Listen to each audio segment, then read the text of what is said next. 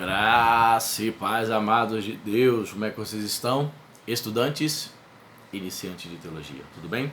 Estamos aí para mais uma aula, hoje é a aula 46, estamos aí praticamente na metade dos nossos estudos, na metade dos nossos estudos, estamos falando sobre a expiação, perfeito, vamos falar um pouco sobre substituição, redenção, eu creio também que vai dar para falar sobre reconciliação, ok?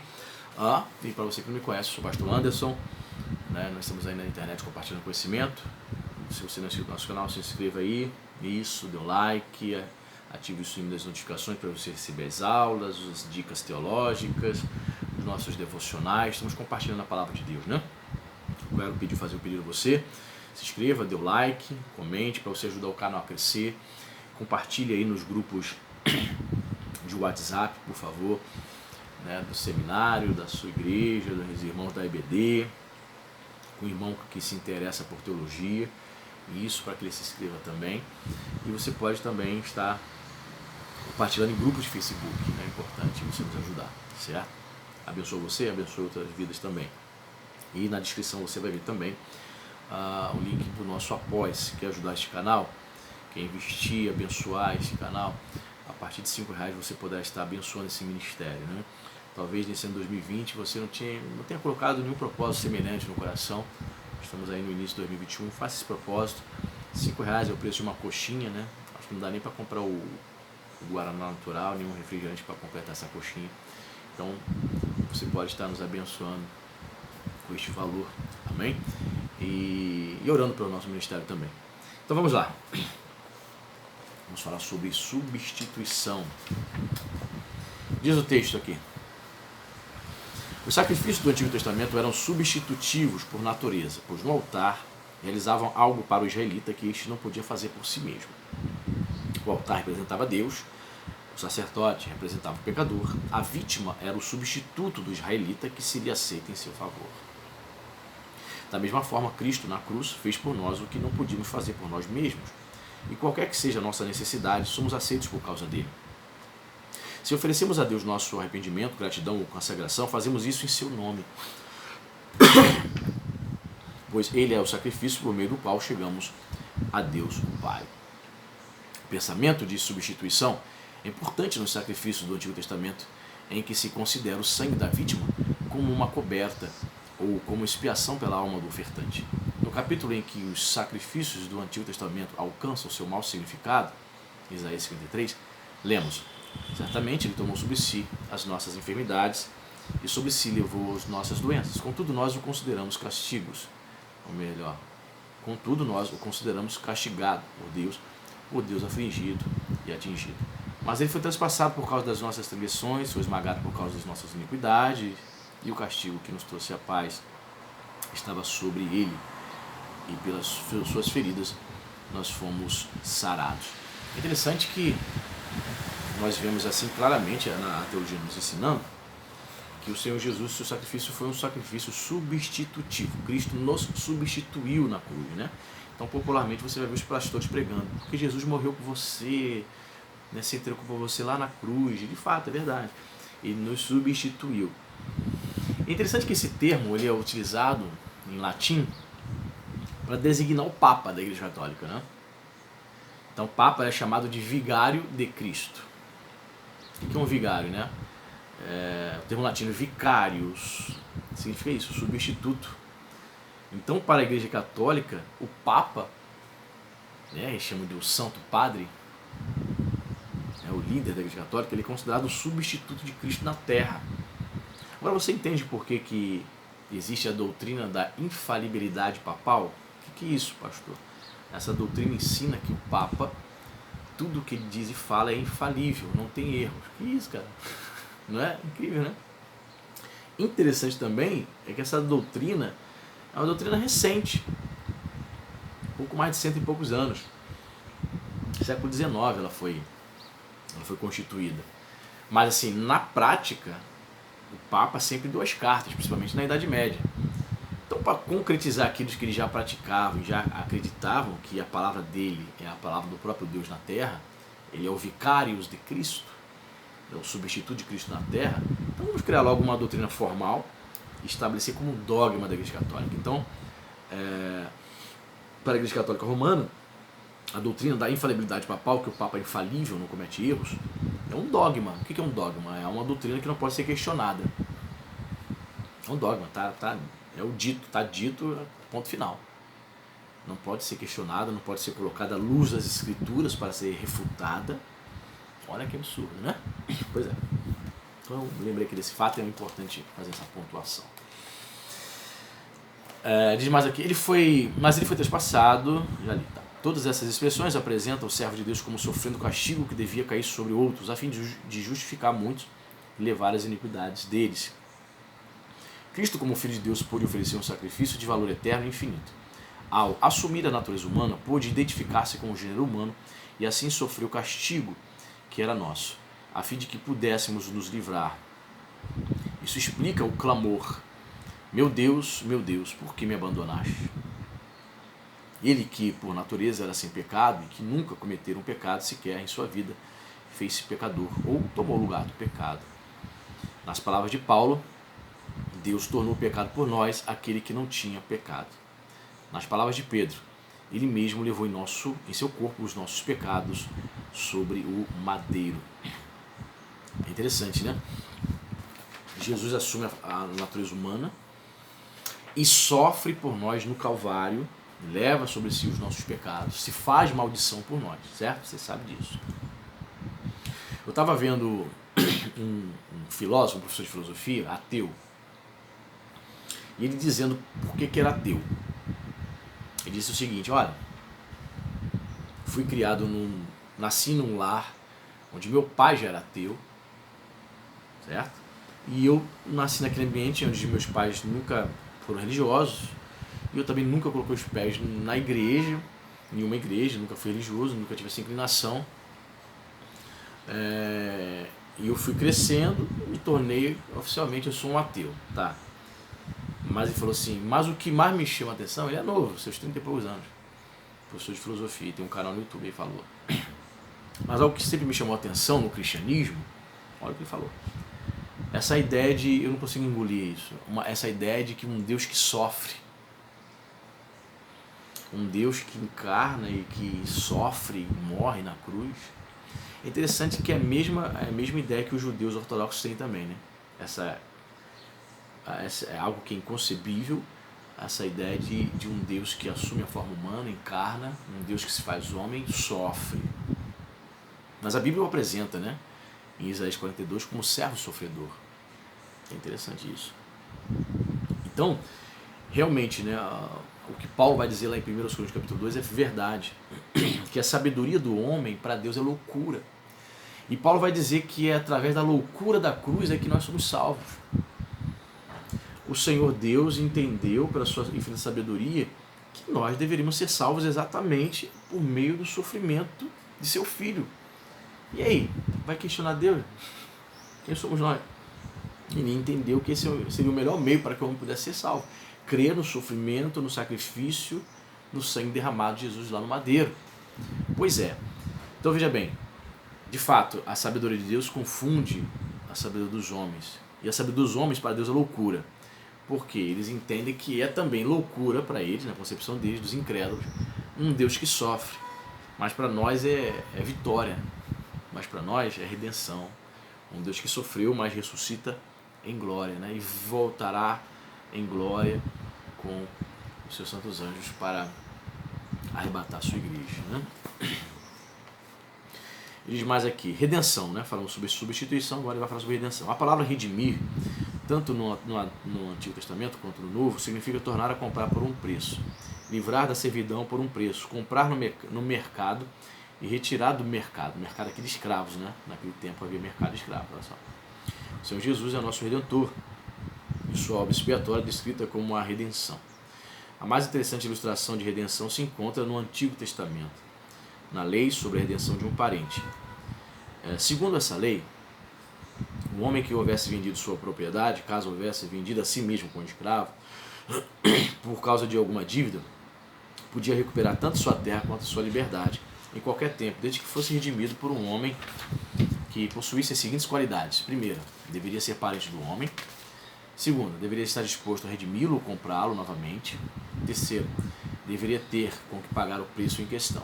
O Senhor Jesus Cristo reuniu em si essas três qualidades. Fez-se nosso parente, assumiu nossa natureza, tá? Estava disposto a dar tudo para redimir-nos, ou seja, ele pagou o preço, e sendo divino, pôde pagar o preço do seu sangue precioso. Como já falei em outras aulas, nós somente somos salvos por meio desse sacrifício da morte de Jesus, exatamente porque ele é divino. Se Jesus não fosse divino, se ele não tivesse uma natureza divina, seria mais um que teria morrido como um Marte, mais um homem comum a morrer. Não teria nenhuma eficácia o seu sacrifício sobre a nossa vida, sobre os nossos pecados e nos perdoar. Os nossos pecados foram perdoados justamente por causa do sacrifício de Jesus. Contrariando teólogos liberais que dizem que Jesus morreu só para dar exemplo, não, Jesus não morreu só para dar exemplo, não. Jesus foi muito mais do que isso. Ele morreu para nos redimir. Essa é a teologia paulina. Quando o cara ensina que Jesus só morreu para dar exemplo, ele está negando toda a teologia de Paulo. Paulo vai dizer que Jesus morreu para nos reconciliar com Deus, para nos redimir, para nos resgatar. Estávamos no mercado de escravos, ou seja, éramos escravos de Satanás. E ele nos libertou do império das trevas, Colossenses 1,13. Né? Então tem muita gente que fala muita heresia, muita asneira em relação ao sacrifício de Cristo. Né? Ele diz mais: o fato da redenção destaca o alto preço da salvação e, por conseguinte, deve ser grandemente considerado. Quando certos crentes em Corinto se descuidaram de sua maneira de viver, Paulo os admoestou. Acaso não sabem que o corpo de vocês é santuário do Espírito que habita em vocês, que lhes foi dado por Deus e que vocês não são de si mesmos?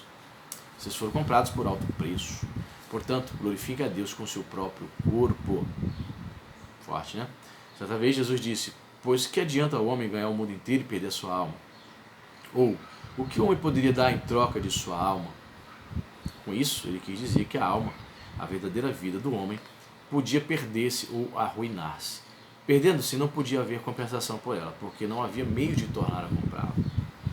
Os homens ricos poderão jactar-se de suas riquezas e nela confiar, porém o poder delas é limitado. O salmista disse: homem algum pode redimir-se, ou melhor, homem algum pode redimir seu irmão ou pagar a Deus o preço de sua vida, pois o resgate de uma vida não tem preço. Não há pagamento que o livre para que viva para sempre e não sofra decomposição. Salmo 49, versos 7 e 9. Mas uma vez que as almas de multidão já foram confiscadas, por assim dizer, por viverem no pecado e não podem ser redimidas por meios humanos, o que é possível fazer por elas? O Filho do Homem veio ao mundo dar a sua vida em resgate ou para a redenção por muitos. Mateus 20, 28. Então o supremo objetivo da sua vinda ao mundo foi dar a vida com preço de resgate para aqueles cujas almas foram confiscadas, pudessem recuperá-las. Né? Existem teólogos que equivocadamente, erradamente, dizem que Jesus pagou o preço a Satanás. Não, Jesus não pagou o preço a Satanás. Não foi isso. Jesus não pagou o preço a Satanás. Jesus pagou o preço de sangue, ok? Ele satisfez a justiça de Deus. Jesus não pagou o preço, Jesus não estava devendo nada a Satanás. Certo? Ele sim satisfez a justiça divina. A justiça de Deus exigia o sacrifício do seu filho. E isso foi feito. Certo? Então nós somos justificados pela fé e Deus em sua justiça exigiu isso. Então Jesus, ele satisfaz a justiça de Deus Pai, se oferecendo como um sacrifício substitutivo e como um sacrifício redentivo, onde ele nos redime, trazendo a ideia de que fomos comprados com preço de sangue. A ideia de Paulo é a imagem de um mercado de escravos. Éramos escravos das trevas, do inferno. E nós, sendo comprados nesse mercado, nós estamos livres para servir a Deus. Certo? Pedro disse a seus leitores que eles foram resgatados de sua maneira vazia de viver, que por tradição, pela rotina ou costume se recebeu de seus pais. A palavra vazia significa aquilo que não satisfaz. A vida antes de entrar em contato com a morte de Cristo é inútil e vazia. É o mesmo que andar a palpadelas procurando uma coisa que ninguém poderá ser encontrada. Isso a gente observa, né? Na vida de uma pessoa que não tem Cristo. Você já observou já? Quantas pessoas são vazias e vivem inutilmente? Existem pessoas que são incrédulas, elas não vivem para a glória de Deus, mas pelo menos elas produzem alguma coisa. Elas produzem, constroem algo, deixam um legado, ensinam o bom caminho, a ética, os bons costumes, embora ela não tenha Cristo na sua vida. Mas outras pessoas que não têm Cristo, realmente a vida dela é extremamente inútil. Nem para ajudar os homens a deixar algo, construir algo de bom para as pessoas, ela, para a sua família, para os seus amigos, ela é extremamente inútil. Eu fico dizendo, Senhor, eu fico olhando, sabe? Eu fico pensando, Senhor, como a vida de uma pessoa sem Cristo, uma pessoa das trevas, ela é vazia, inútil, não vive para nada, não edifica, não abençoa a vida de ninguém, não produz nada de bom, só murmuração, só lamento, só mente difamação. Que coisa horrível, meu Deus. Certamente você deve conhecer pessoas assim, né? Ele diz mais, quando o poder da morte expiatória de Cristo alcança a vida de alguém, essa vida desfruta de grande satisfação. Não está mais escravizada às tradições e ancestrais, nem limitada à rotina ou aos costumes estabelecidos. Antes, as ações do cristão surgem de uma nova vida que veio a existir pelo poder da morte de Cristo. A morte de Cristo, uma morte pelo pecado, liberta e recria a alma. Reconciliação. Tudo isso provém de Deus, que nos reconciliou consigo mesmo por meio de Cristo e nos deu o mistério da reconciliação. Ou seja, que Deus em Cristo estava reconciliando consigo o mundo, não levando em conta os pecados dos homens, e nos confiou a mensagem da reconciliação. Quando éramos inimigos de Deus, fomos reconciliados com Ele mediante a morte de seu Filho. Antes, vocês estavam separados de Deus e na mente de vocês eram inimigos por causa do mau procedimento de vocês. Colossenses 1:21. Muitas vezes, a expiação é mal entendida e, por conseguinte, mal interpretada. Alguns imaginam que a expiação significa que Deus está virado com o pecador e que se afastou mal-humorado, até que sua ira se aplacasse, quando seu filho se ofereceu a pagar a pena. Em outras palavras, pensam eles, Deus teve de ser reconciliado com o pecador. Essa ideia, entretanto, é uma caricatura da verdade, ou da verdadeira doutrina. Ao longo das Escrituras, vemos que é Deus a parte ofendida, que toma a iniciativa em prover expiação para o homem. Foi Deus que investiu nossos primeiros pais. O Senhor Deus que ordena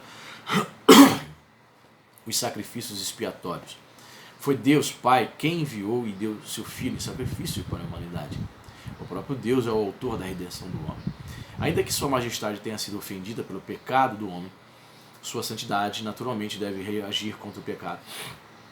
Contudo, ele não deseja que o pecador pereça, segundo Ezequiel 33:11, e sim que se arrependa e seja salvo. Paulo não disse que Deus foi reconciliado com o homem, mas sim que Deus fez algo a fim de reconciliar o homem consigo. Porque quem era inimigo de Deus era o homem. Deus sempre esteve, vamos usar essa expressão, de braços abertos, na expectativa de que o homem sempre está, se volte para ele. Então, o sacrifício de Jesus não reconciliou Deus com o homem, mas o homem com Deus, porque o homem que é rebelde, certo? A gente tem que entender essa ordem aqui das palavras, para a gente não dizer coisas que estão fora aí da teologia, Ele diz mais aqui, esse ato de reconciliação é uma obra consumada, uma obra realizada em benefício dos homens, de maneira que para Deus o mundo inteiro está reconciliado. Resta somente que o evangelista proclame e que o indivíduo receba. A morte de Cristo tornou possível a reconciliação de todo o gênero humano com Deus, e cada indivíduo deve torná-la real. Essa, em essência, é a mensagem do Evangelho. A morte de Cristo foi uma obra consumada de reconciliação, efetuada independentemente de nós, cujo custo foi inestimável, e para a qual os homens, mediante um ministério de reconciliação, são chamados. Você sabe, se você for calvinista, você sabe, se você congrega numa igreja calvinista, se o pastor é calvinista tem ensinado isso a você, que é a questão do chamado de Deus para a salvação, se diferencia bastante de você que é arminiano, congrega numa igreja arminiana, como uma igreja batista, muitas igrejas batistas são arminianas, Assembleia de Deus, Igreja dos Nazarenos, a minha denominação também, ela se classifica como arminiana. Portanto, essa ideia do chamado, para, por exemplo, o calvinista, você que é calvinista, essa ideia do chamado se o indivíduo é eleito, predestinado, segundo esse entendimento, então quando ele recebe o chamado, então existiria o que Calvino chama de graça irresistível. Quando o eleito é chamado, ele não consegue resistir. Então, automaticamente ele se converte e é regenerado, certo? Para depois ele se arrepende e é regenerado. Nós, arminianos, entendemos que não é desta forma. Entendemos que a graça ela pode ser resistida. Né? Eu sou arminiano, eu creio que a graça pode ser resistida, mas respeito a posição contrária. Tá? A gente vê lá em Atos capítulo 7, Estevão no seu discurso dizendo que a liderança religiosa de Israel por muito tempo vinha resistindo, essa é a palavra que ele usa lá, resistindo ao Espírito Santo. Olha, como conciliar isso aí com o chamado irresistível, né? Com graça irresistível? Pois bem, que os calvinistas precisam se desdobrar para explicar isso. Muito bem, então nós entendemos que a graça pode ser resistida, ok? No chamado para a salvação. Muito bem. Aí vai falar sobre a eficácia da expiação. Que efeito tem para o homem a obra expiatória de Cristo? O que ela produz em sua experiência? Letra A, produz o quê? Perdão da transgressão. Ele diz aqui, por meio de sua obra expiatória, Jesus Cristo pagou a dívida que nós não podíamos saldar e assegurou a remissão dos pecados passados. Assim, o passado pecaminoso para o cristão não é mais aquele peso horrendo que carregava, pois seus pecados foram apagados, carregados e cancelados. A gente cita aqui vários textos, né? A nova vida teve início na confiança de que os pecados do passado nunca encontrarão no juízo. A gente entende também que o sacrifício expiatório de Cristo perdoou tanto os nossos pecados passados, quanto esse mesmo que você acabou de cometer agora no presente, quanto os pecados no futuro. Ou você acha que se você terminar esse vídeo aqui, amanhã, depois de amanhã, semana que vem, mês que vem, não vai cometer pecado? Os cristãos, eles cometem pecados, ainda que tentando acertar, são chamados pecados involuntários. Você não peca mais por prazer, como outrora, né? Você luta contra o pecado, mas ainda assim você peca porque habita em você a natureza caída, certo? Então nós entendemos também que a eficácia da expiação trouxe perdão tanto para pecados no passado, quanto pecados que ainda venhamos a cometer no futuro, né? E qual foi o outro benefício da expiação? O outro benefício da expiação é que a expiação trouxe libertação do pecado. Ele diz assim, por meio da expiação, o crente é liberto não somente pela culpa dos pecados, mas também pode ser liberto do poder do pecado. O assunto é tratado em Romanos capítulo 6 e 8. Paulo antecipa uma objeção que alguns de seus oponentes judeus devem ter suscitado muitas vezes, a saber que, se a pessoa fosse salva meramente por crer em Jesus, essa pessoa consideraria o pecado de forma leviana, dizendo, continuaremos pecando para que a graça aumente? Romanos 6, 1. Paulo repudia tal pensamento e assinala que aquele que verdadeiramente crê em Cristo rompeu com o pecado. Rompimento tão decisivo que é descrito como morte. Porque Paulo vai dizer, né? Onde abundou o pecado, Romanos 5,20, superabundou a graça. Então havia alguns judeus que diziam, então tá, onde abundou o pecado, superabundou a graça, então eu devo continuar pecando para que mais graça eu tenha, é isso? Paulo, não distorça minhas palavras. O que eu estou dizendo é que se de fato você teve um encontro com Cristo, você rompe com o pecado. Outrora vivia para o pecado, conheceu a graça, então você rompe. Você não vai abundar em mais pecado, não vai praticar o pecado propositalmente mais. Você vai fugir dele, para lutar contra ele, né?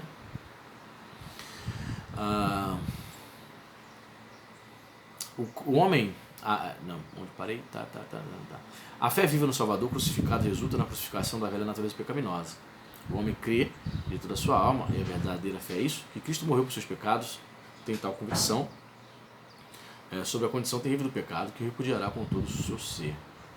A cruz significa a sentença de morte sobre o pecado em sua vida, mas o tentador está inativo e a natureza humana é fraca. Por isso é necessário vigiar constantemente e crucificar diariamente os impulsos pecaminosos.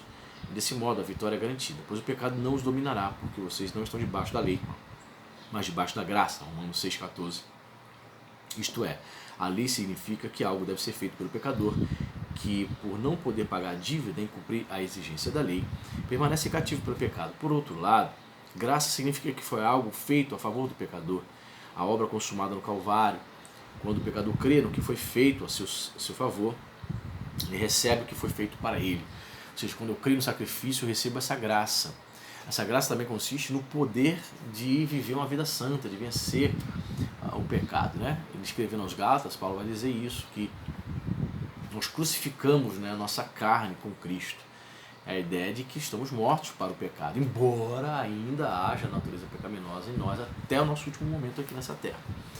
Teremos que lutar contra ela, mas que Paulo está dizendo que é possível vencer no poder do Espírito Santo. Sua fé tem um poderoso aliado na pessoa do Espírito Santo que habita nele. O Espírito Santo ajuda a repudiar as tendências pecaminosas, ajuda na oração e dá a certeza de sua liberdade e vitória como Filho de Deus. Na verdade, Cristo morreu para remover o obstáculo do pecado, para que o Espírito de Deus possa entrar na vida humana. O crente, ao ser salvo pela graça de Deus revelada na cruz, experimenta a purificação e vivificação espiritual. Ao morrer para a sua antiga vida de pecado, a pessoa nasce de novo para uma nova vida, nasce da água, experimentando a purificação, e nasce do Espírito, recebendo a vida divina, conforme João 3,5, né? Jesus falando sobre a necessidade do novo nascimento para o fariseu Nicodemos, ok? Então a gente fica por aqui, né? Na próxima aula nós vamos falar sobre mais alguns benefícios da expiação, como libertação da morte, o dom da vida eterna, e a gente vai fechar o capítulo que fala sobre expiação, e dentro em breve vamos estar entrando aí no capítulo 8, salvação. Amém? Deus abençoe a sua vida, compartilhe esse vídeo, dê o like e até a próxima.